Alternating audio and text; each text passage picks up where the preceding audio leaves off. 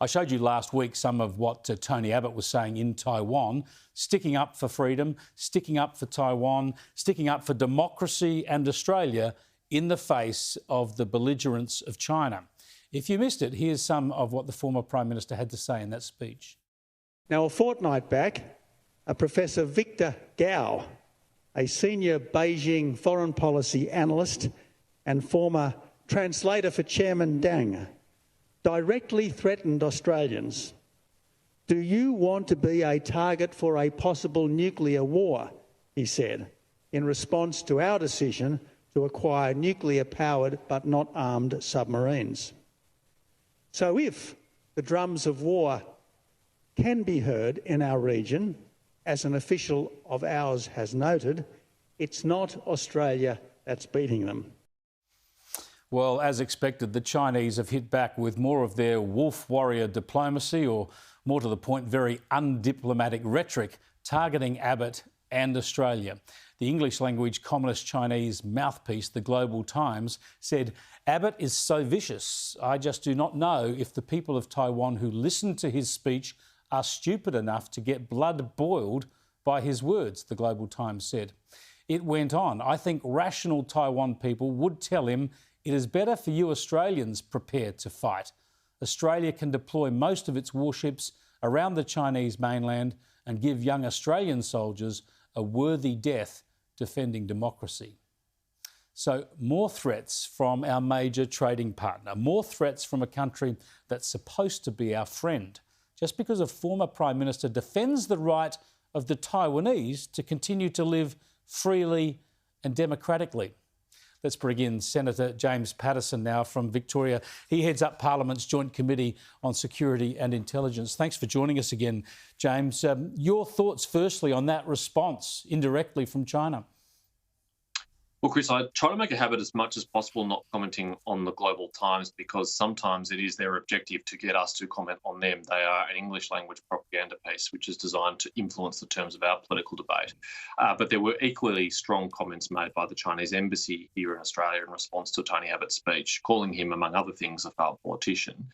And what I would say in response to that is it is much better to be a failed politician who honourably stood won office and lost office again, than to never trust your people at all, to ever give them a say at all in the future of your country.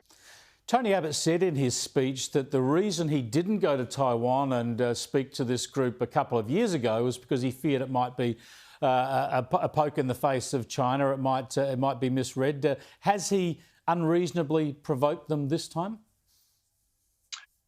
Well, Tony was travelling to Taiwan in a private capacity and his thoughts are his own, but I thought a number of the observations that he made are inarguable. He said that Beijing is becoming more belligerent and aggressive towards the region and its neighbours, including Taiwan and Australia, but that is a regrettable trend and that it threatens to undermine the peace, prosperity and stability of the region, and that's not welcome to countries like Australia or our friends and allies in the region, and that countries like Australia, who are friends of Taiwan, need to do more to defend their proud, vibrant, liberal democracy. And we've made it very clear for a number of years now that anything other than a peaceful resolution of conflict over the Taiwan Straits is unacceptable, and that it's the self-determination of the 23 million Taiwanese people that should be the heart of that resolution.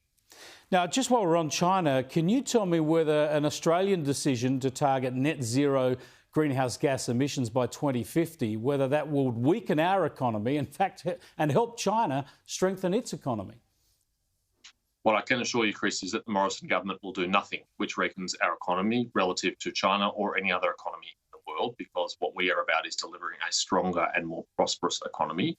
And if we can do that while also reducing carbon emissions, that's a great thing, but we will not be weakening our economy for the benefit of reducing carbon emissions. So how on earth are we going to get to net zero carbon emissions in Australia by 2050 when the International Energy Agency says at least half of those emissions will have to come from technology that doesn't yet, those emissions reductions from technology that doesn't yet exist? What are we pinning our hopes on?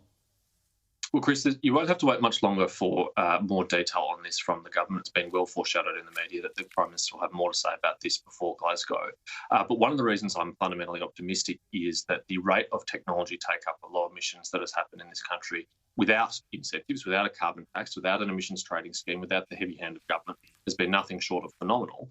And it is, in many cases, just private individuals, private citizens and businesses who, for their own reasons, want to invest in rooftop solar, for example, for their home or their business, or other initiatives that reduce their electricity demand at their home or their business, that have done that and have delivered those very significant emissions reductions that we have already done. And we are well within all the commitments we've made, and we may be in a position to make a more generous commitment, but only because of that fantastic technological take-up and not because of a carbon tax or an ETS.